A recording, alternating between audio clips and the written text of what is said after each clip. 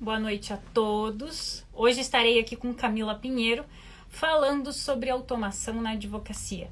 Então vamos esperar aí um pouquinho o pessoal vir, né, começar a interagir com a gente para que a gente possa fazer o convite à Camila e ela conte aí a respeito do que é automação, como que funciona e como que ela pode nos auxiliar na advocacia.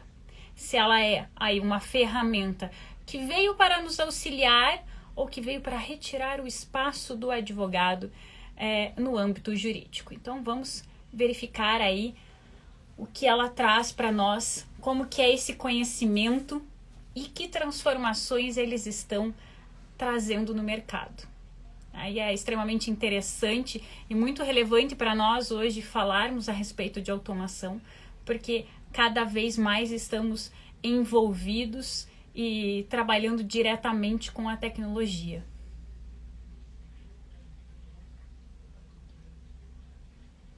Vamos verificar. Seja bem-vindo, professor Sérgio.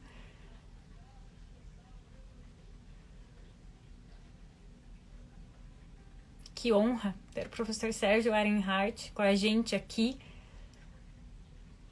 OG Entertainment Law, sejam bem-vindos. OG, desculpa, gente.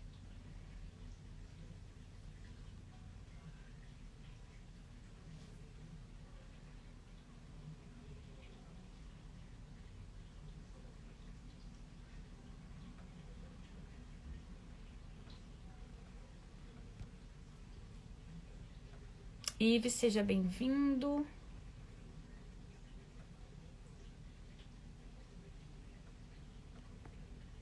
Juliana, seja bem-vinda.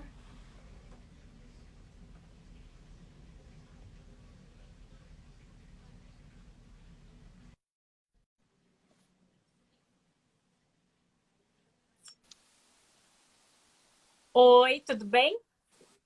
Oi, tá me ouvindo bem? Tô ouvindo bem. Seja muito bem-vinda. É um prazer poder estar dividindo esse espaço aqui com você hoje para nós falarmos um pouquinho aí sobre automação.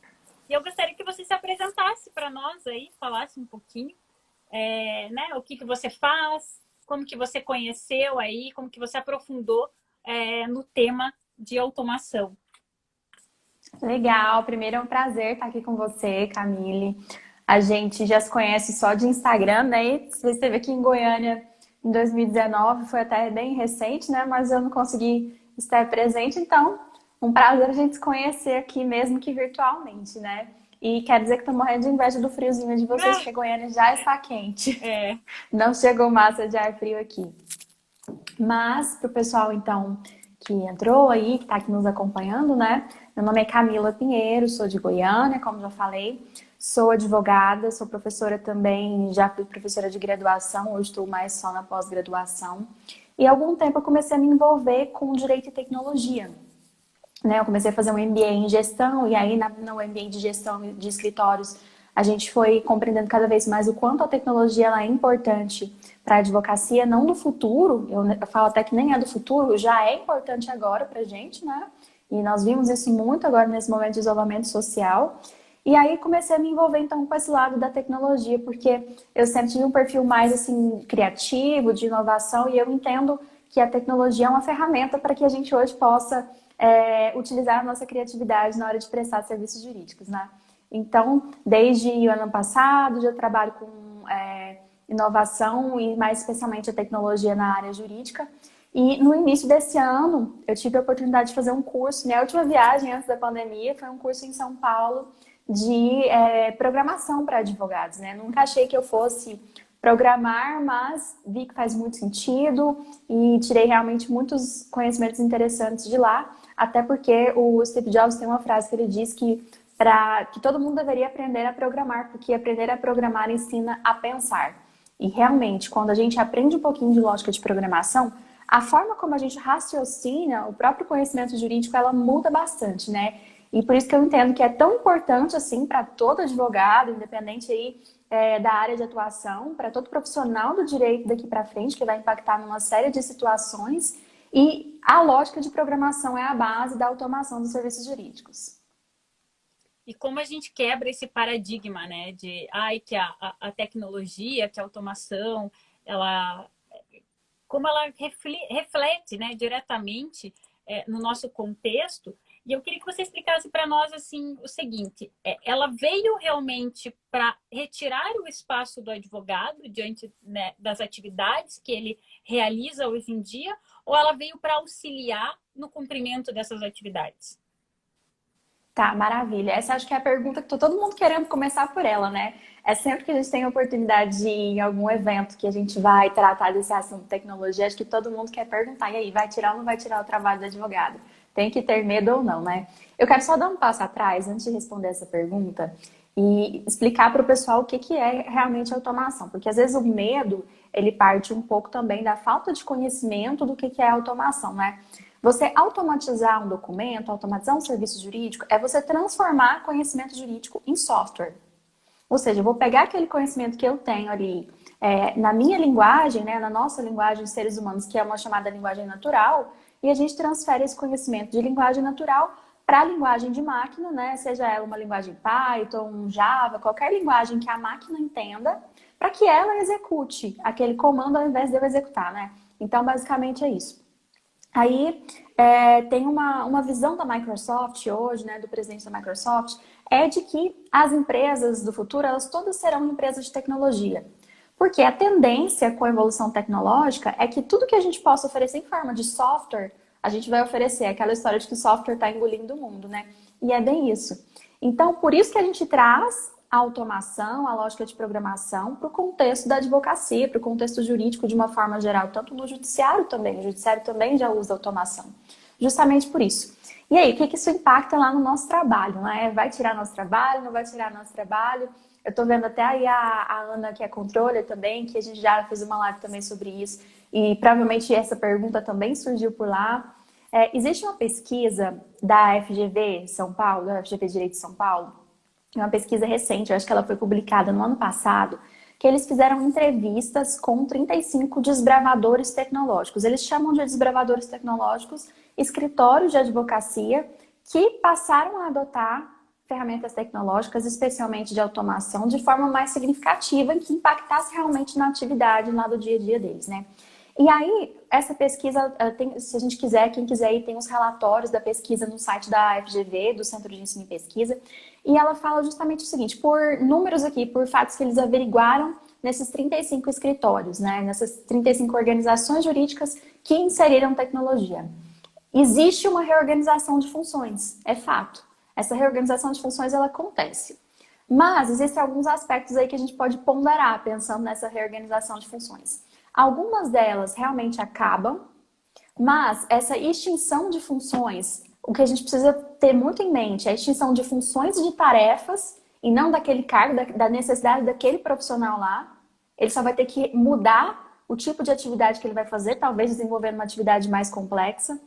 Essa reorganização de funções geralmente acontece nos níveis hierárquicos mais baixos. Uhum. Então, estagiário, o pessoal mesmo de apoio administrativo, paralegais, advogados juniores, de modo que eu, não sei se tem alguém aqui que está em início de carreira ou é estagiário, mas eu, enquanto estagiária ou advogada júnior, por exemplo, ao invés de eu entrar para começar a minha carreira fazendo atividades repetitivas, eu já vou entrar fazendo algo mais complexo, né? Não quer dizer que esse posto ele acaba, mas eu tenho que ter condições de desenvolver algo mais complexo.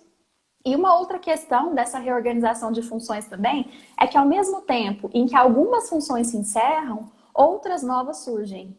Não se sabe ainda a proporção, porque não existem muitos números, né, falando em mercado jurídico brasileiro. Mas a gente já sabe hoje de diversas outras novas profissões que partem justamente disso. E aí a controladoria, já que é o assunto que você fala, eu acho que a gente pode até fazer a comparação com a própria controladoria. O que a controladoria ela faz com a atividade do advogado? Ela decompõe a atividade do advogado. Porque antes da controladoria ser mais disseminada, né, ou escritórios que não têm ainda, o próprio advogado que peticiona, que faz audiência, sustentação oral e atende o cliente, ele faz controle de prazo, se ele tiver um sistema, ele alimenta o sistema, ele organiza uma série de outras funções, né, protocolo, documentação, que hoje são funções que a controladoria pega. Então, a controladoria já faz isso, ela decompõe a atividade do advogado, puxa um pedacinho para ela e utiliza a tecnologia, muitas vezes até com automação no software de gestão, né, para poder otimizar a atividade do advogado. Então, temos aí uma nova função que surgiu em razão dessa necessidade e outras tantas, como algumas mais novas que talvez muita gente ainda não tenha conhecimento, não tenha ouvido, a própria arquitetura jurídica, a engenharia jurídica, análise de dados legais, né, que é o Legal Analytic, e essas funções vão passar a incorporar aí a rotina, o dia a dia das organizações. A gente não tem como dizer se tem funções mais se extinguindo do que as novas que estão surgindo, mas o fato é que a gente consegue ver essa mudança. É o próprio operacional, né? Eu, quando falo muito da controladoria, eu digo que nós estamos separados sempre numa pirâmide, né? É o operacional, o gerencial e o estratégico. Então, o operacional sempre é mais fácil de eu substituir ele por uma automação. Porque hoje, algumas ainda estão com um custo elevado, ainda não tem toda essa funcionalidade que a gente talvez precise dentro do escritório, mas elas tendem a vir e surgir cada vez mais. Mas ainda tem uma resistência, eu vejo muito do jurídico, principalmente quando a gente fala do simples gerenciador de documento eletrônico. Né? Por exemplo, agora, no período eleitoral, eu até estava conversando com alguns advogados a respeito dessa produção em massa, porque o período eleitoral ele é muito curto na questão do trâmite. Né? Eu tenho prazo de 24, 48 horas, e como que essa automação poderia auxiliar? Né? Eu faria essa produção, mas eles ainda têm aquela conservação de o meu processo, a minha formulação de peça ela é muito boutique, é muito particular. Mas isso não vai terminar. Né? Ao meu ver, isso não está extinto, porque é a mesma coisa. Antigamente, é o que você falou no início. Antigamente, a gente fazia o quê? O estagiário fazia a formulação da peça. Ele esboça, até hoje ele esboça a peça para a gente, faz toda aquela definição, né? Faz o alinhamento. Pesquisa de jurisprudência, que hoje já não precisa mais, porque às vezes o software tem isso compilado, né? Doutrina, alguns já têm também. Então, assim, ele vai facilitar a emissão daquilo ali. Então, eu pego os dados, todas as informações, coloco ela em um documento e, a partir dali, eu começo a fazer essa... Como que eu posso colocar? Personalização da peça, como eles tanto desejam, né? Que é o trabalho boutique que a gente tanto fala. Mas eles ainda estão muito resistentes em relação a isso. O que você pensa em relação a esse aspecto? Esse exemplo foi muito bom, né? Eu não tinha parado para pensar da advocacia eleitoralista mesmo nesse momento, porque eu sei que eu já conversei com muitos, assim, que os prazos são muito curtos mesmo, né? É um exemplo excelente. Só voltando rapidinho no que você falou a respeito da pirâmide, realmente, a intenção com a gente adotando novas ferramentas, né, é que a gente tire o advogado do operacional e jogue ele mais para o estratégico. Então, que ele possa resolver problemas mais complexos e problemas realmente que ele formou para fazer, né? São problemas jurídicos. Às vezes no operacional não está nem fazendo uma coisa jurídica efetivamente, né?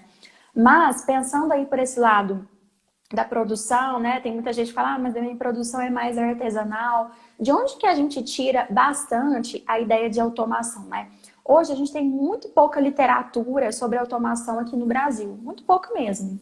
E aí a gente tira lá de Richard Susskind, principalmente, né? E outras literaturas estrangeiras, mas a base principal é o Richard Susskind, que inclusive criou a ideia da profissão engenheiro jurídico, que é justamente o profissional que pega a linguagem natural de conhecimento jurídico e transfere para a linguagem de máquina, né?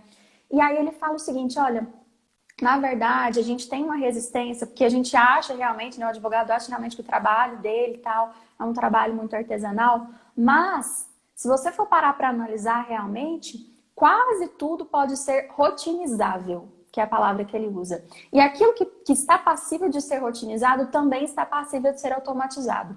E eu acho que as pessoas às vezes têm esse mito, né, esse bloqueio, porque pensam que a automatização você só usa para escritório de massa e você fica ruim, sabe? Fica tudo igual. E não é necessariamente assim. Quando você automatiza um documento jurídico, por exemplo, tem até um vídeo aqui no meu IGTV que é explicando um pouquinho da arquitetura jurídica de uma inicial de divórcio, né? Você vai automatizar um documento, suponhamos uma inicial de divórcio, o que você vai fazer? Pegar aquele especialista, né, aquele advogado que estudou muito essa área, que tem às vezes um conhecimento prático muito vasto também, e você vai mapear 80%, 90% das possibilidades que você pode encontrar numa inicial de divórcio. O que você pode encontrar numa inicial de divórcio? A mulher vai usar o nome de solteira ou não vai usar o nome de solteira? Vai permanecer com o mesmo nome? Vai ter alimentos entre os cônjuges ou não vai ter? Tem filhos, não tem filhos? Tem bem, não tem bens, não tem bens? Tem pensão, tem regulamentação de visitas? Tem medida protetiva? Tem pedido liminar de alimentos, né? Então você vai mapeando aquilo, que é uma coisa que para quem é especialista na área é muito tranquilo de fazer. Esse tipo de conhecimento ele já está lá na cabeça do especialista. Aí quando você, suponhamos, especialista em direito de família, pede para o seu estagiário esboçar a peça, aquilo é um trabalho que às vezes não vai fazer muito sentido. Porque aquilo já está na sua cabeça. Se tivesse num software, era muito mais fácil do que você ter que colocar a mão de obra do estagiário para isso, ele podia estar aprendendo uma coisa mais interessante, né? Então, o automatizar ele não significa ter uma qualidade ruim. Às vezes, pelo contrário. Você está produzindo uma peça, num caso concreto, porque, assim, 80, 90% das vezes, os casos são realmente rotinizáveis, né? Você não vai ter nada, assim, muito excepcional. É claro que, sei lá, 20, 10% você vai ter uma coisa excepcional que você nunca viu e aí talvez você precisa produzir quase que do zero, né? Mas na maioria das vezes, não. E aí, quando você vai produzir uma peça, às vezes você esquece alguma coisa, né? Porque por mais especialista que você seja, nossa, esqueci de fazer o pedido de regulamentação de visitas, né? Fez tudo, só não consegui regulamentar a convivência, esqueceu de regulamentar a convivência. Então, assim, o ser humano está mais passível de erro às vezes. Se você tem tudo isso, 80%, 90% das possibilidades de um determinado documento jurídico mapeado, e aí na hora que você abre o seu software lá, né, que você automatizou o documento, você vai só respondendo perguntinhas e ele vai linkando com os parágrafos corretos, com a jurisprudência já aplicada a esse tipo de situação e te entrega uma peça pronta, você tem muito menos chance de erro. Então, na verdade, você está entregando para o cliente um documento muito melhor e num tempo, né, muito mais ágil, porque se você for parar para produzir, geralmente é muito mais demorado. Então, assim, o que eu consigo ver, pelo menos, e principalmente lendo muito Richard Susskind, né, lendo outros materiais também do próprio pessoal da Luplex Academy, que eu acho que eu entendo que são pessoas que estão na vanguarda da automação de serviços jurídicos aqui no Brasil hoje, a gente chega a essa conclusão, realmente não faz sentido. E só, até estendendo um pouco mais a sua pergunta, aí eu já te devolvo a bola, isso impacta também, Camille, na forma como a gente precifica serviço jurídico. Porque o Richard Susskind, ele é um crítico muito ferrenho da forma como a gente precifica por hora, né? Ele fala que isso não é produtivo, é antiprodutivo, você não estimula a produtividade. E aí, se eu tenho um documento que eu, especialista em direito de família, né, consigo produzir em 3, 4, 5 horas, né? Eu, especialista, que estudei muito para isso, e a máquina consegue me entregar isso, porque consegue mesmo, em 4 ou 5 minutos... Como é que eu vou cobrar por hora do meu cliente por um documento idêntico? E, aliás, não só idêntico, o da máquina pode ser melhor, porque não vai ter Ctrl+C, Ctrl+V, CPF errado, eu sei que vai estar 100% correto, se eu programei da forma correta, né? Então, é uma reflexão para a gente fazer também. Não, deixa eu escrever aqui, Luplex, né? Isso. L-O-O-P-L-S-X. Isso. Aí, mandei. Isso é muito difícil deles compreender. Eu sinto muita dificuldade quando eu expresso para eles essa necessidade, né, de que é preciso, a gente tem que ter isso, principalmente aliado ao software, facilita muito mais, mas a resistência é muito grande, né? E quando eu falo assim, digo para eles, olha, dificilmente a gente vai perder espaço, a gente tende a se modificar, né? Por exemplo, eu falo da própria controladoria, eu entendo que talvez em um ano, não sei, não consigo projetar uma data exata, mas a gente não vai estar falando da controladoria em si. Eu vou estar falando da controladoria em formato de programação. Porque ela vai estar toda desenvolvida, o software já está fazendo tudo praticamente. Né? Você consegue dar um treinamento, ele está extraindo todas as informações do próprio processo eletrônico, já não vai ter praticamente zero de processo físico, então a tendência é que isso vá se modificar. E a função de controle vai ser extinta? Não, ela vai ser modificada. Modificada. Eu digo que o advogado que tem que sentir medo desse tipo de atividade é aquele advogado que ele não pensa, que ele literalmente trabalha como uma máquina, né? Ele entra às 8, sai às 6, não tem proatividade, não tem iniciativa, não tem nada além do que ele está fazendo ali, ele não consegue olhar para o lado. Então, assim, esse advogado, esse estagiário, esse administrativo, ele tem que realmente ter medo, porque ele é o primeiro do qual a gente vai... infelizmente, essa é a nossa... É a projeção do É o futuro. Vamos ciclo, ver né? seguindo. Uhum. Porque, assim, obviamente, o que o dono do escritório vai pensar? Então, eu pagar ali 20 mil para uma automação toda que vai me dar anos e que eu vou ter que fazer uma manutenção baixa, é muito melhor eu, como sócio, ter isso, que vai entregar o mesmo resultado do que aquele que, às vezes, né, tem que tirar férias, fica doente, tem um monte de problema de gestão. Não é tirando a impessoalidade, não é sendo fria, porque eu não sei lidar com pessoas, não quero lidar com pessoas. É pelo contrário, é que ele vai trazer isso daí, eu vou escalar quem tem realmente uma classificação mais elevada, para trazer um trabalho mais qualificado, para trazer uma melhoria, né? Fazer um atendimento, que nem eu falo.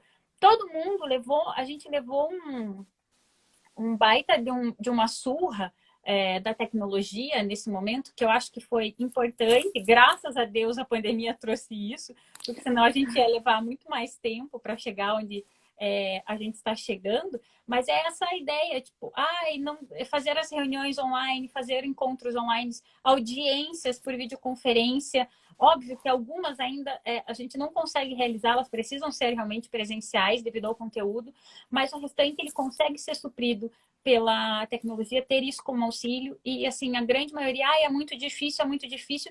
E tem muita gente se surpreendendo com o resultado que está tendo, como está tendo com o home office, com a tecnologia, com as automações. E teve que entrar nisso para não perder o mercado, para não fugir e não ficar fora. E pela própria experiência que eu estou tendo com a questão de dados, né, de programação, ela não é tão simples quanto a gente imagina. Ela é muito mais complexa até do que o direito. Eu até brinquei esses dias em casa. Meu Deus do céu, se eu soubesse que era tão difícil assim, eu acho que eu teria desistido já, porque eu reclamava que o direito era difícil e o direito, assim, você tem que estudar e entender. E assim, dados, não, você tem que montar, você tem que ter toda um contexto, uma conexão, tem que projetar aquilo lá, ver se ele funciona. Se você vai pôr a mão no código mesmo e falta uma vírgula, o seu código não sobe. Não funciona. Se não fechar direitinho. É bem complexo. Então, assim, tem toda uma segurança, né? De como que eu vou entregar, o que que eu vou produzir com aquilo ali. E eu acho que cada vez mais, se a gente precisa e quer ter esse atendimento exclusivo ao cliente, é isso que a gente vai proporcionar com a tecnologia. Essa atenção que a gente não tem hoje. Porque hoje nós estamos nesse tumulto de extremamente ocupados, extremamente atarefados e não damos a atenção exclusiva que ele deseja. Por isso que algumas vezes a gente perde cliente, a gente perde honorários em face disso, né? Não tem essa vida com qualidade em razão dessa sobrecarga. Óbvio, eu digo, todo mundo nós somos seres humanos, às vezes a gente fica até mais tarde, a gente fica final de semana. Tem quem goste, né?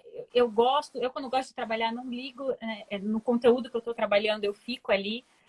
Mas a tendência é que a gente possa ter isso como qualidade de vida. E eu acho que a automação ela vai trazer essa visão de qualidade de vida para os escritórios, esse modelo digital. E diante dessa remodelagem, alinhando com a questão do software jurídico, qual que é a tua visão diante desse conhecimento, dessa formação como engenheira jurídica? O que os softwares trazem hoje? Ele ainda é defasado no que traz? Poderia proporcionar mais, até porque grande parte dos desenvolvedores são da área de tecnologia, ou falta talvez mais conhecimento na parte técnico-jurídica dentro desses desenvolvedores? Bom, eu vou responder essa pergunta falando da minha experiência com softwares. Até porque eu sei que você, né, para falar de software, você é uma pessoa muito mais indicada do que eu. Mas assim, não pensando pelo lado aqui de quem está analisando os softwares, mas de quem está consumindo, né? Porque o meu escritório consome isso. Primeira vez que eu fui comprar um software para o escritório, a primeira coisa que eu fiz foi testar bastante, né? E na época a gente não tinha essa consciência ainda da necessidade de investir num software que realmente fosse interessante e tudo, e também não tinha o hábito de usar. Então eu testei vários, escolhi um que eu achei que estava compatível, ele tinha umas coisas interessantes e também estava compatível com a nossa realidade financeira na época. E aí a gente começou a usar. Aí vem a primeira frustração. Por quê? Porque você não está acostumado. Então você não alimenta aquilo. E aí você começa a jogar a culpa no software, falar que o software é ruim, mas porque você não está utilizando, não tem como você extrair nada dele, né? Então precisa ali que o advogado realmente comece a criar essa cultura. E aí a gente passou aí por outras experiências de software depois dessa. Eu gostava desse primeiro que a gente... Eu vou até falar, porque às vezes o pessoal, né, tem dúvida de que tipo de software usa. Você até comenta às vezes alguma coisa depois sobre eles. O primeiro que a gente usou foi o Astreia, né, que a gente usou pago. E aí eu gostava bastante do Astreia. Até a parte de automação de documentos, ele tinha também, né, para você automatizar a procuração, contrato, o que mais você quisesse colocar, que fosse simples, uma declaração de hipossuficiência. Lembrando que ele só pegava como variáveis os dados, né, dos clientes. Se você tinha um cliente cadastrado, CPF, endereço, ele puxava do cliente, né? Então você não precisava digitar novamente na procuração, no contrato, na declaração de hipossuficiência esses dados, que é uma coisa chata e que muitas vezes sai errado. Né? Quantas vezes você imprime a procuração e o cliente fala, nossa, meu CPF tá errado, né? Então, era chato. Aí, só que eu gostava do Astreia, mas o pessoal do escritório não gostava muito. Daí a gente trocou. Aí a gente foi usar um outro que a gente teve um pouco de dificuldade, porque aí foi uma dificuldade que eu vejo em muitos também. Geralmente, o pacote software jurídico é algo assim muito fechado. Ele faz isso e ponto, né? E aí, às vezes, ele não está atendendo ali 100% a realidade, mas você não tem como dar um feedback, né? Que aí foi onde eu cheguei no software que a gente utiliza hoje, que é o Nexus. A gente tem essa proximidade com o pessoal da Nexus, que é da Ultimato, são daqui de Goiânia também, de modo que a gente consegue fazer essa troca. Olha, isso daqui não tá legal, dá o feedback, e eles fazem os ajustes, porque realmente eles têm a equipe de programadores, de desenvolvedores, né? E eu vejo que cada vez mais eles vão inserindo novas funcionalidades. Agora, os softwares estariam defasados? Eu vejo que hoje a maior dificuldade que eu tive, pelo menos com o software, foi a parte de cultural mesmo, se você conseguir adotar o uso dele no dia a dia. E aí, quando você consegue, é realmente quando você sente a necessidade de um software melhor, porque você realmente está usando aquilo, né? Então, você pode realmente extrair relatórios, tudo automatizado. E a outra dificuldade que eu vejo é justamente essa, do software ser, às vezes, muito fechado e, por isso, talvez ele, às vezes, não atenda, assim, a necessidade do advogado, né? E tem vários no mercado, então provavelmente aqueles que estão mais dispostos a ouvir o que o advogado tem necessidade, eles vão estar caminhando mais, né, evoluindo mais até para essa questão de automação, caso seja necessário, né? Então eu vejo dessa forma, não que eles talvez estejam longe dessa realidade de automação, eu acho que já é um passo gigantesco. Porque assim, eu penso, da primeira vez que eu fui na Fenalog foi 2018, para a segunda vez que eu fui em 2019, a quantidade a mais de softwares de gestão que a gente tinha. Em contrapartida com a pesquisa recente da B2R, que eles fizeram agora na pandemia, quantos escritórios utilizam software de gestão? São pouquíssimos. Então, eu acho que já está avançando e está avançando a passos largos, e mais agora com a pandemia, né? Mas a automação, ela não está tão inserida assim ainda nesse contexto, até porque os advogados ainda têm receio também. Eu vejo muita dificuldade nessa questão de automação, né? Eu não tenho muita entrega ainda, principalmente na questão de peças. É uma dificuldade muito grande. E eu tenho atendido, assim, grandes escritórios que precisam disso, desde a peça inicial, porque além de ser massa ou porque precisam produzir isso em volume, então, assim, não tem essa produção, porque eles têm que trazer o modelo, daí não encontra com aqueles softwares que produzem as intermediárias em diante e não estão conversando. Então, a gente está meio que, para nós que estamos desse lado, tentando entrar na parte da automação, ficamos ali em cima do muro. Tipo, existe ou não existe essa automação? Quem pode me entregar? Quem pode fazer? E às vezes parece que as informações elas não se conectam. Falta um pouco, às vezes, de conhecimento. E só te cortando rapidinho, você sabe o que acontece também? Quando acontece isso que você fala, né? Parece que o software não entrega. O usuário, ele tem uma experiência ruim com automação. E ele fala, automação não presta. Porque era o que acontecia às vezes quando eu usava o Astreia, e aí eu não sei se era configuração nossa de computador ou não, mas quando você ia imprimir a procuração que você tinha automatizado, ele dava erro num monte de coisa. E não saía bonita, saía com coisa preta em cima, sabe? E aí o usuário com a experiência ruim, ele fala, automação não funciona. E aí ele já cria ainda mais essa resistência. É normal, né? Porque daí não sabe configurar, não sabe onde colocar as informações, não recebe, às vezes, o treinamento devido. Então, vem com essa... Isso para tudo, né? Falou do software, falou de automação, você já começa com o pé direito. Tipo, não tive uma familiaridade muito boa com esse sistema. Já chego um pouco atrás. Agora, falar de automação, né? Como que eu vou falar de automação nesse cenário que precisa evoluir? E E é só totalmente lembrando que a difícil. automação. Continue. Só lembrando que a automação do software não é só do documento, né? Tem software que ele reconhece ali, dependendo do tipo de publicação, ele já te sugere qual que é o próximo passo, o que você tem que fazer, como tratar aquela publicação. Se é um prazo, não é um prazo, ele já reconhece. Já está fazendo a leitura, né? Vem com elas. Uhum. A partir do momento que você vai alimentando, ele já vai reconhecendo e nos próximos ele já identifica. Não, é uma sentença. Da sentença, quais vão ser. A sentença tem prazo de 15 para. Facilita todo o segmento, toda a programação. E assim, às vezes as pessoas pensam que a automação é uma coisa tão distante, mas assim, tem restaurantes que já produzem tudo. Tudo automatizado. Então, assim, funções como a gente vê no Mac. Desculpa. Vou colocar aqui outro carregador. Foi aí um pouquinho? Foi a minha bateria. Funções que a gente vê, por exemplo, acho que se eu tentar aqui... foi. Funções que a gente vê, por exemplo, como do McDonald's, que é uma questão simples, né? Faz o pão, coloca o hambúrguer na chapa, produz. Tem máquinas que já estão fazendo isso. E assim, as pessoas perderam a função do McDonald's? Talvez não. Talvez ele tenha sido realocado dentro de uma fábrica para fazer a produção, para fazer qualquer outra atividade. Assim como se a gente pensar na questão da própria revista, né? O próprio jornal que mudou para o formato eletrônico. Então, assim, muitos, obviamente, perderam o emprego, mas outros foram realocados. Então, assim, quebrar essa resistência do jurídico ainda é um limite que eu ainda não consegui atingir, né? Eu tenho uma grande dificuldade de atingir isso, de demonstrar para eles, olha, como que pode te auxiliar. Não sei se a gente não tem a ferramenta ainda necessária para demonstrar, porque eu sou louca por isso. Se eu pudesse automatizar tudo, eu já teria tudo automatizado. Lindo, né?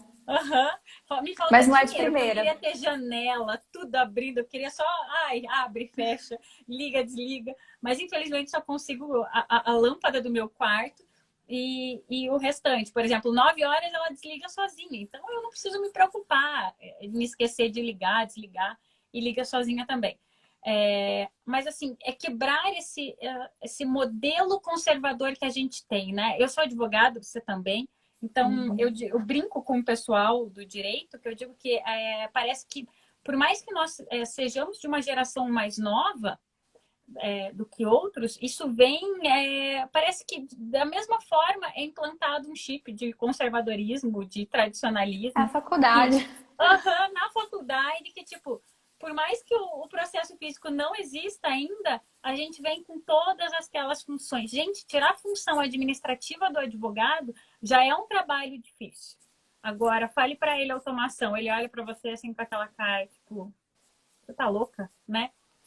E isso é tão importante, assim, além do fato de você estar inserindo uma melhoria no dia a dia deles, né, de nós advogados, o importante também é mostrar um outro lado, né, que é o que você comentou aí por alto já, e a gente pode até aprofundar nisso, que é a questão seguinte: se eu não vou mais ter trabalho repetitivo e a máquina vai fazer, onde foram parar esses trabalhadores? Alguns perderam o emprego e alguns não. Esses que não perderam e foram realocados, reorganizou a função, que tipo de competências eles vão ter que ter para essa nova função?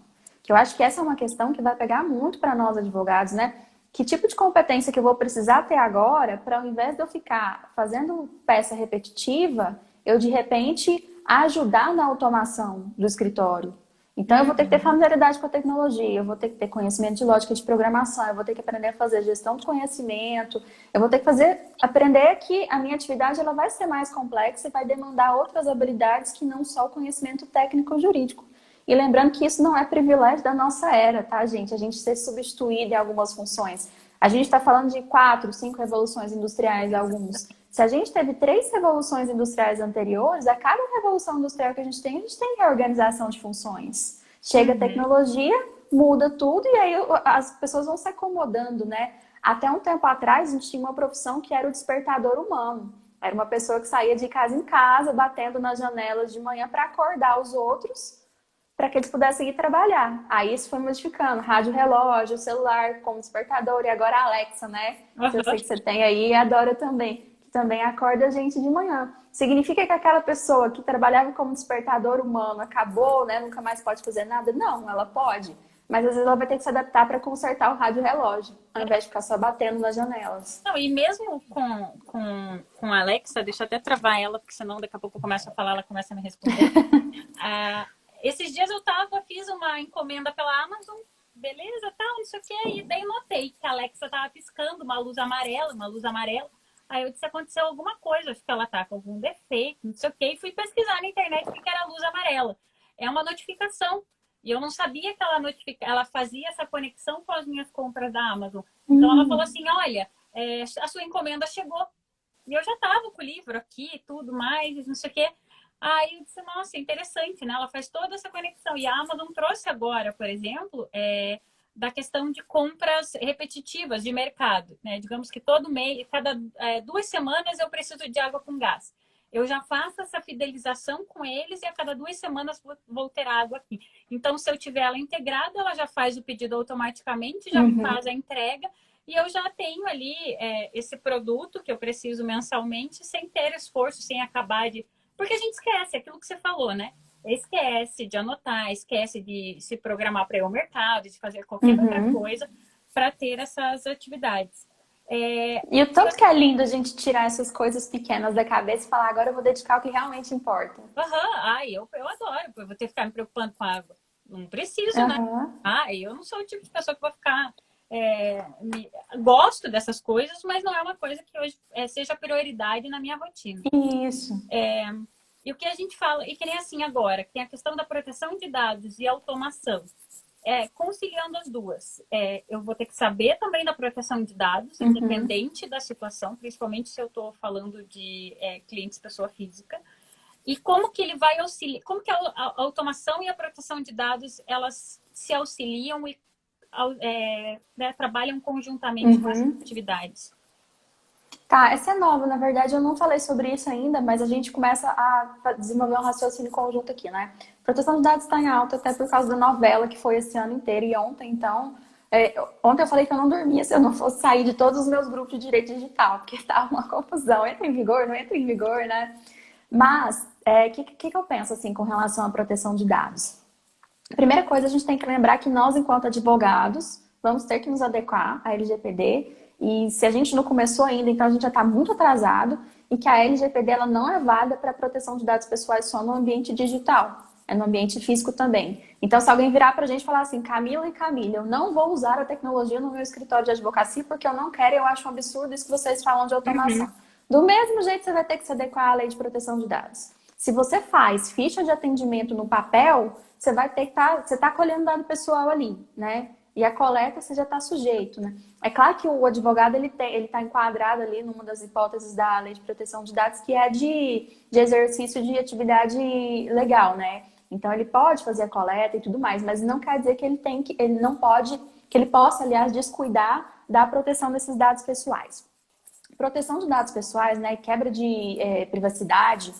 A gente tem, claro, todo um aparato aí da cibersegurança mesmo, né? De como você instala, organiza suas aplicações e tudo mais.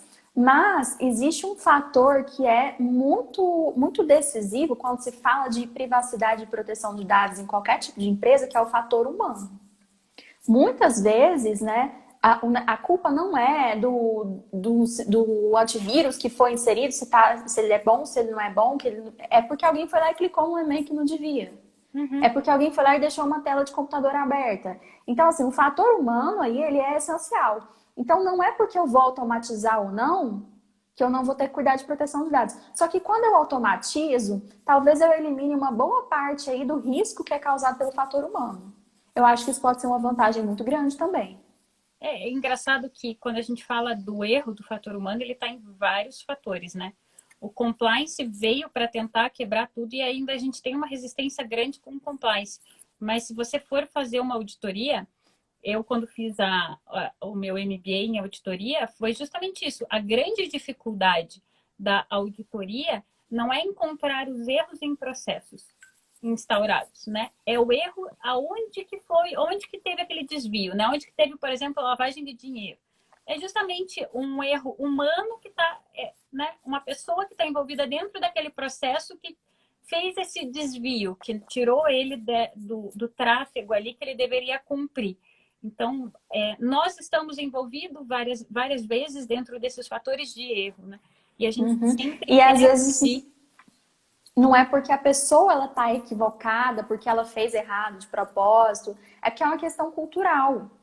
Por mais que a gente viva hoje imerso em tecnologia, ninguém desgruda do celular o tempo inteiro, você não vive sem seu celular mais, você não está habituado ainda, na maioria das vezes, a tratar a forma como você se porta no ambiente digital da forma como deveria ser tratada realmente, justamente pensando aí em privacidade e proteção de dados. Então, muitas vezes, eu acho que o fator cultural aí, para qualquer ambiente de tecnologia que a gente por conceber, seja usar um software de gestão, seja estar adequado à LGPD, ou seja automatizar documentos, ele vai ser extremamente importante, né? É aquele tripé de pessoas, processos e tecnologia. E aí, pessoas a gente não pode esquecer em momento nenhum que vai fazer toda a diferença ali, independente da ferramenta que você adote, independente do fluxo, do procedimento que você tenha. E conta pra gente como que é esse, não sei se eu posso chamar ele de grupo, mas não é grupo, é um movimento, o Legal Hackers que você participa, o que ele traz de diferente para esse contexto tecnologia-direito? Ah, legal, adorei a pergunta. O Legal Hackers, pessoal, é um movimento global, tá? O maior movimento global de inovação, direito e tecnologia. A história começou lá em Nova York, em 2012, quando um professor de uma universidade chamado Jonathan Eskin, ele resolveu promover um hackathon. Aí vou explicar também o que é o hackathon, que às vezes tem gente que não está familiarizada com o termo. O hackathon é uma maratona de programação. As pessoas se unem para programar, para desenvolver um software, né? Durante um fim de semana, uma semana, geralmente um fim de semana. E aí ele juntou os alunos dele, lá em Nova York, para fazer um hackathon que envolvia questões de propriedade intelectual de software, mas também que ele pudesse aproveitar e solucionar a seguinte questão: como que a gente pode trazer lá do pessoal da tecnologia esse espírito colaborativo que eles têm, porque talvez quem tenha mais contato aí com alguém da área de tecnologia sabe que eles têm, por exemplo, repositórios de códigos na internet que são abertos. E aí, se você tem uma dúvida de por que seu código não está dando certo, você tira a dúvida lá, nesse tipo uma rede social dos programadores, né? Tem o Stack Overflow, tem o GitHub. E aí, ele queria também entender nesse hackathon como que ele poderia pegar esse espírito colaborativo que já existe na tecnologia e trazer para o direito.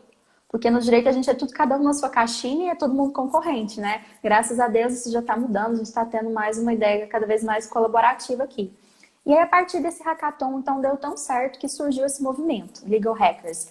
Legal Hackers, porque as pessoas têm medo, às vezes, do nome, né? Hacker, que Vai acho que é hackear ruim. tudo, vai dominar. Uhum. Na verdade, hackear significa fatiar, quebrar. Então, o que é o Legal Hackers? O que é hackear o direito? É provocar inovação do direito de fora para dentro. O sistema, às vezes, é muito pesado, é muito grande, né? Seja o sistema jurídico de uma forma geral, OAB, uma determinada entidade, uma organização. E aí, quando você fala que vai hackear aquilo, você vai trazer inovação de fora para dentro, né? Você vai realmente quebrar o sistema, mas no bom sentido, trazendo uma coisa nova. E é normal que eu venho também de um background do mundo das startups, é normal que uma organização, quanto maior ela seja, mais inchada, mais burocrática, mais dificuldade ela tem de inovar, de fazer manobras ao longo do caminho. Então, se você trabalha com essa ideia de Open Innovation, que é aliar com uma organização de fora, uma startup, para escritórios grandes, por exemplo, juntarem com Legal Techs e Law Techs para provocar inovação, você transita de forma mais ágil nesse mundo. E aí é isso que o Legal Hackers faz, né? Ele tem essa proposta, é um movimento completamente voluntário, não é formado só por advogados, porque nem faz sentido que fosse, né? Advogados, tecnólogos, empreendedores, designers, artistas. E aí, a partir de 2012, ele começou a se espalhar muito rapidamente no mundo. Logo no ano seguinte, Washington DC já tinha abrido um capítulo, né? Aberto um capítulo. E hoje a gente tem mais de 180 capítulos ao redor do mundo. E eu acho interessante pontuar que o Brasil é, assim, um lugar muito propício para o movimento e para a tecnologia jurídica de uma forma geral, para a inovação. Aqui, o Brasil já foi mencionado uma vez numa reportagem da Forbes sobre o Legal Hackers, né? que fala aqui que realmente a gente tem essa vontade de empreender na área jurídica, e a gente vê pela quantidade de law techs, legal techs que surgem todos os dias aqui também.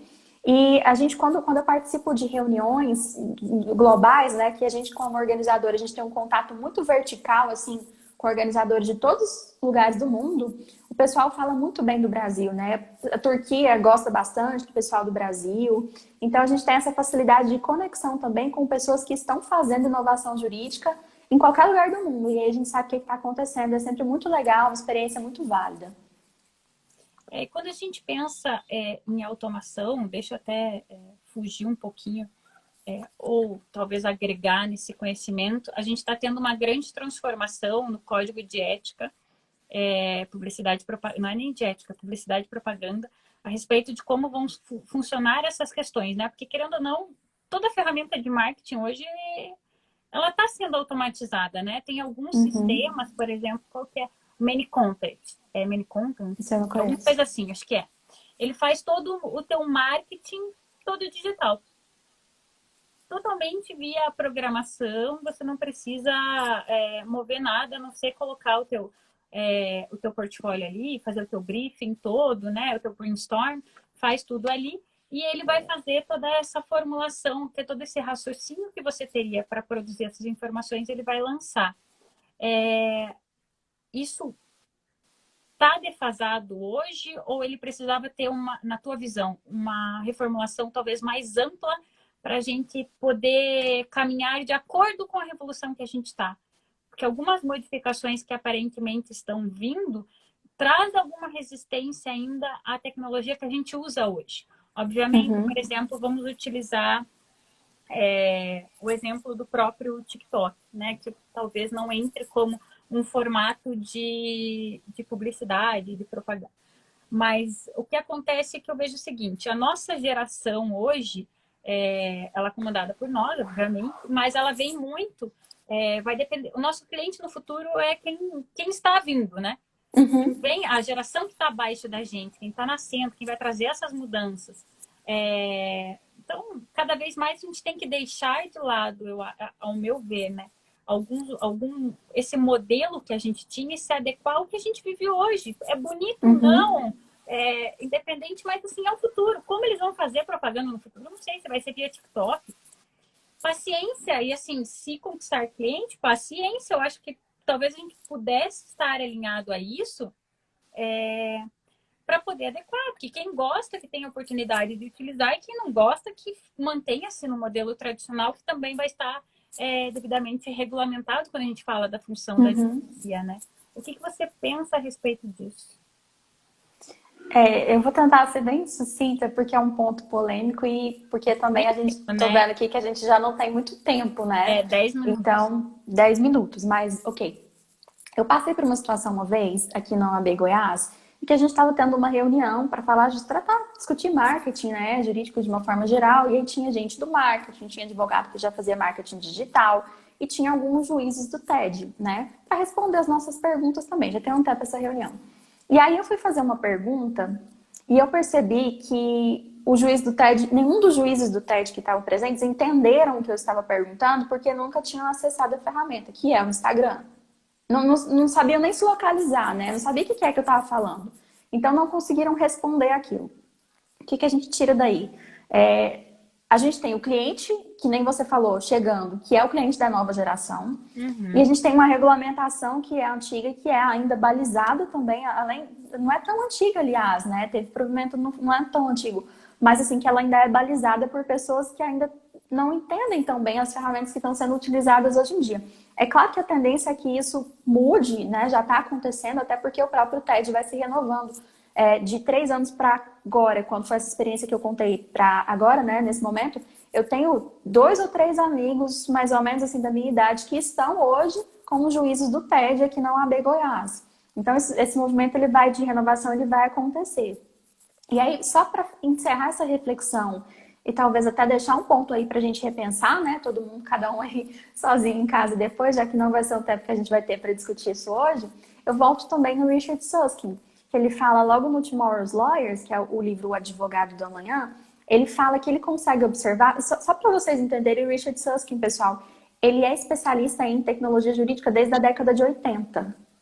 Então, assim, ele já viu de tudo. Inclusive, ele fala que uma vez ele foi dar uma palestra bem no iniciozinho da internet e falou que todo advogado ia usar e-mail e depois ficaram um tempão sem convidar ele para dar nenhuma palestra, porque acharam um absurdo ele falar que os advogados iam usar e-mails para se comunicar com os clientes, né? Muito legal isso. Hoje, que a maioria é o WhatsApp, então. O WhatsApp. Então, assim, isso sempre vai acontecer e sempre aconteceu. Aí ele fala o seguinte lá no livro Advogados do Amanhã, que ele observa, né, que as transformações velozes que estão acontecendo no nosso mercado, elas são conduzidas por três principais fatores, né? Tecnologia é um desses três principais fatores e o segundo fator seria a liberalização. E aí ele coloca justamente isso, que hoje nós enquanto classe, né, enquanto advogados, por que a gente, só nós que podemos prestar serviço jurídico? Sob uma alegação, e isso não só aqui no Brasil, mas em diversas jurisdições, e que nós temos a capacidade para oferecer o melhor. Só que aí o que ele tem visto, e muitas pessoas reclamam também ao redor do mundo, é que os advogados não têm oferecido o melhor para o cliente. E se você tem uma Lawtech e uma Legaltech que surge aí e que está oferecendo uma coisa mais eficiente, que vai resolver o problema, por que você vai continuar restringindo, em nome da proteção do cliente, né, em nome da proteção do direito ao cliente, que esse serviço não seja prestado por uma Lawtech ou uma Legaltech, que tem que ser prestado necessariamente pelo advogado? E aí ele traz então essa questão da liberalização. Que liberalização não é não ter regulamentação. É simplesmente que a regulamentação ela atenda aos anseios de acesso à justiça. Porque a advogada é acesso à justiça, né? Então ela tem que atender esses anseios. E aí só falando do terceiro fator, que não tem nada a ver, mas ao mesmo tempo tem tudo a ver, e que ele fala que a tecnologia e a liberalização elas só trazem reforma. Que, na verdade, o que ele entende que mais vai modificar os serviços jurídicos nas próximas décadas é o que ele chama de desafio do mais por menos. Ou seja, o advogado é cada vez mais pressionado pelo mercado e agora, especialmente, eu acredito que isso sirva mais, porque a gente está em um momento de recessão econômica e vai continuar ainda mais para frente. O advogado é cada vez mais pressionado pelo mercado a oferecer um serviço melhor por um preço mais acessível. E aí você tem que ter criatividade na hora de prestação de serviço, mas geralmente para você atingir uma estratégia de eficiência, você vai precisar de automação e vai precisar de tecnologia aqui também. Então, assim, para ver se a gente consegue pensar numa reflexão final, lembrando aí tanto de liberalização, de código de ética, que provavelmente vai ter que ter uma reformulada aí, da própria automação, mas também dessa questão de o que nós estamos pensando para realmente oferecer um serviço melhor por um preço mais acessível e ainda assim manter a condição ali do meu escritório, né? Porque a gente vive disso, manter a condição do meu escritório de ser rentável. E aí precisa de um exercício de criatividade, inovação e de abrir a mente. É porque é muito delicado, né, para a gente se posicionar como advogado diante desses serviços e diante dessas restrições, né? E hoje eu acho que fica mais fácil para todo mundo, né? O custo que a gente tem hoje na internet, ele é muito mais acessível. Aí é uma questão de se familiarizar, tem quem goste, quem não goste. É uma questão que talvez pudesse abranger a todos, não sei. Não fui a fundo também, né? Mais palpite, que nem eu digo, né? Eu sou palpiteira, mas é mais uma questão de opinião mesmo e o que poderia ser desenvolvido. Meu Deus, Camila, que aula! Queria poder ficar em horas e horas e horas e horas. Meu Deus do céu, assim, tecnologia é sempre muito bom, né? Eu demorei para me apegar a ela, mas depois que eu entrei, eu fiquei assim, né? Eu estava muito centralizada na gestão. Aí até que bateu, eu disse assim, gente, o que eu tô fazendo na minha vida, né? Eu tenho que abrir esse leque, não Mas pode foi ser rápido, só gestão. deu tempo. Não pode ser só gestão, tem que ser tecnologia também. Não sou das melhores ainda, né? Tô me batendo ainda com a programação, tô levando uma surra dela. Bonita. Não, eu chorei já demais por causa de programação também. Descobri que até meu professor de inglês sabe programar melhor do que eu. Eu digo, Deus do céu, me ensina, vamos trocar aula de inglês para programação. Olha, mas o legal é que assim, a gente não precisa aprender para realmente fazer um código de qualidade, mas o mínimo para a gente poder melhorar o nosso serviço, dar um palpite, né? Olhar, exatamente. Para saber o que está sendo feito, né? Ou pelo menos para poder se expressar e dizer, olha, eu preciso disso. Você resolve se você vai colocar X, Y, Z, né? Veja e defina aí como que você vai colocar. Mas eu queria agradecer, dizer meu muito obrigado, né, por estar aqui, por disponibilizar esse teu tempo, trazer todo esse teu conhecimento, essa calma, clareza em falar sobre tudo, né, esse conhecimento profundo. Meu Deus, que pessoa que lembra de todos os autores, olha, eu invejei esse conhecimento, Camille, mas porque eu deixa sou eu o te tipo de falar. pessoa que eu falo, ah, é daquele autor lá. Alguém deve saber, alguém puxa o nome dele aqui, por favor. Eu Não, sou mas isso é confusa. porque eu dei essas mesmas aulas, a gente, com essa facilidade de tecnologia, né? Eu dei essas mesmas aulas e lives. Eu não sei nem quantas vezes eu já falei disso ao longo aí desses últimos 3, 4 meses. Foi muitas vezes, então não tem como eu lembrar. Mas eu queria só Olha, pontuar que, fica. assim, a condução faz toda a diferença, porque eu já falei disso em determinadas lives e que eu não senti que foi tão bom assim, que a explicação ficou tão clara. Mas agora com o nosso diálogo eu achei que fluiu bem, foi legal. Ai, que bom. Então, Sil, a gente tem 3 minutos aqui para fechar. Se você quiser deixar uma mensagem, sei lá, de esperança, de movimento, de clareza De para a mente esperança. deles, né? Tipo, abram a mente, gente, né? Tipo, igual o Gabriel o Pensador falava já, né? Para a gente abrir e pensar. Então, imagine agora. É, mas eu acho que a mensagem é essa mesmo, abrir a mente. Eu vou só mostrar aqui, né? Eu tenho uma escola de educação jurídica sem rótulos, que a gente chama, que está começando agora. O primeiro curso vai ser de novas profissões jurídicas, está gravando ainda, né? Mas logo já vai sair. E a gente tem esse lema aqui da caneca, não sei se vai dar para ver direitinho. Dá O sim, ó, sucesso não sucesso. exige rótulos, Ai, que legal. né? Adorei. Então eu acho que isso ajuda a abrir a mente muito, porque a gente fala muito na Beta Law em novas profissões jurídicas, e foi algo que você comentou logo no início, né? Então, a gente lembrar que a gente precisa desapegar de determinados rótulos, né? De pensar, não, eu sou advogada, eu não posso mexer com automação. E não, vamos pensar qual que é a forma mais eficiente de entregar a solução para o meu cliente. Se a forma mais eficiente é com automação, é com tecnologia, é com legal design, é, sei lá, com qualquer outro tipo de ferramenta ou conhecimento, então que eu entregue da forma mais eficiente, independente dos rótulos tradicionais que a gente está acostumado e condicionado, que nem você falou, né, na própria faculdade, a utilizar. Então, acho que é isso Sem a perder a mensagem nossa final. origem, né? Sem perder a nossa essência. Sempre digo para eles. Uhum. A gente pode tudo desde que a gente esteja alinhado com a nossa essência, né? Não Tem isso existe também. nada modulado. A gente tem que trabalhar naquilo que é bom para a gente, para o escritório, para a essência que a gente precisa. Mas sempre lembrado que qual que é a nossa base, né? Apesar de Uhum. ter todas essas diferenças hoje, e quem sabe aí nos próximos cursos de direito a gente veja aí muita gestão, muita tecnologia já sendo como grades obrigatórias, né?